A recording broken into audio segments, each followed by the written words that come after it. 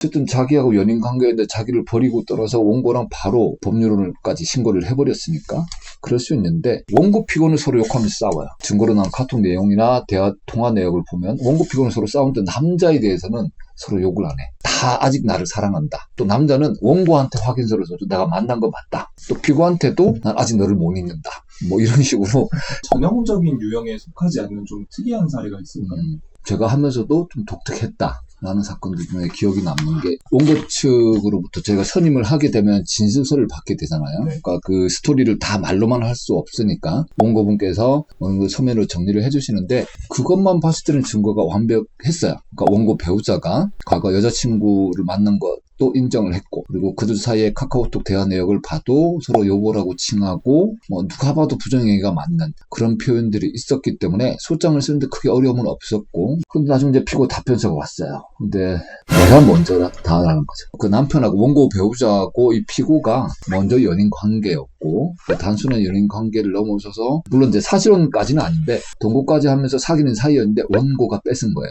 그러고 나서 바로 그냥 혼인신고까지 빨리 해버린 거죠. 그러고 나서 원고의 배우자는 또 과거 여자친구를 못 잊고 계속해서 만나다 보니까 법률적으로 보면 원고가 법률 혼이고 피고가 원고의 혼인관계를 뭐 파탄에 이르게 한 건 맞아요. 맞는데 피고의 답변서를 읽어보면 약간 피고 말이 조금 이해가 되는, 사실상 내 남편이랑 마찬가지였고 우리는 꼭 결혼도 할 사이였고 뭐 이런 거였는데 너가 뺏어갔지 않냐, 뺏어가고 나서 그 뒤로도 우리가 조금 더 유지를 한 건데 이게 너의 혼인관계를 파탄에 이르게 한 거냐. 법률적인 걸 떠나서 사실관계를 보면 피고 입장이 충분히 이해가 되는 그런 유형의 사건이기는 했죠. 근데 이제 문제는 여기서 제일 문제는 남자였어요. 이 남자가 어떻게 보면 원고 입장에서도 남자가 과거 여자친구랑 계속 연락을 했으면 상당히 화가 났을 거고 이혼 사유도 해당이 되는데 그러지 않고 오히려 남자 편을 두둔하는 것도 있고, 그리고 피고도 보면 어쨌든 자기하고 연인 관계인데 자기를 버리고 떠나서 원고랑 바로 법률원까지 신고를 해버렸으니까 그럴 수 있는데, 원고 피고는 서로 욕하면서 싸워요. 증거로 나온 카톡 내용이나 대화 통화 내역을 보면 원고 피고는 서로 싸우는데 남자에 대해서는 서로 욕을 안 해. 다 아직 나를 사랑한다. 또 남자는 원고한테 확인서를 써줘. 내가 만난 거 맞다. 또 피고한테도 난 아직 너를 못 잊는다. 뭐 이런 식으로. 그러니까 남자의 태도가 가장 문제이긴 하나, 이게 법률적으로는 분명히 원고 승이어야 되는데 피고의 사정도 충분히 이해가 되는 그런 사건이긴 했습니다. 이게 실제로는 어떻게 진행되었나요? 끝까지 재판을 갔으면 원고가 일부 승소는 할 거예요.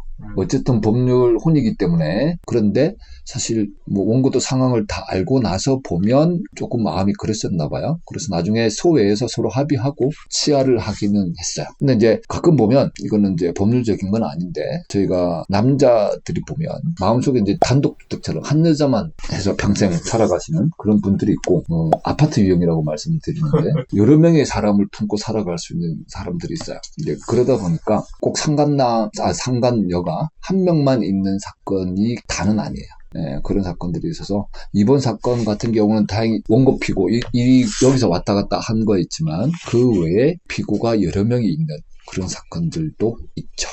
참관자가 여러 명인 경우를 말씀을 하셨는데, 네. 진행되는 사건 또는 수행해보신 사건 중에 되게 여러 명이 문제된 사건도 있나요? 그렇죠. 저희가 가장 많았던 그 사건은 9명. 근데 이제 그렇게 되면 물론 그 9명을 전부 다 소송을 한 건 아니에요. 저희가 소송을 한 건 3명? 네, 그 정도인데 실제로 저희가 파악할 때는 저희가 원고 측 남자 쪽이었고 그 아내분이 상간남이 최대 9명까지 있었어요.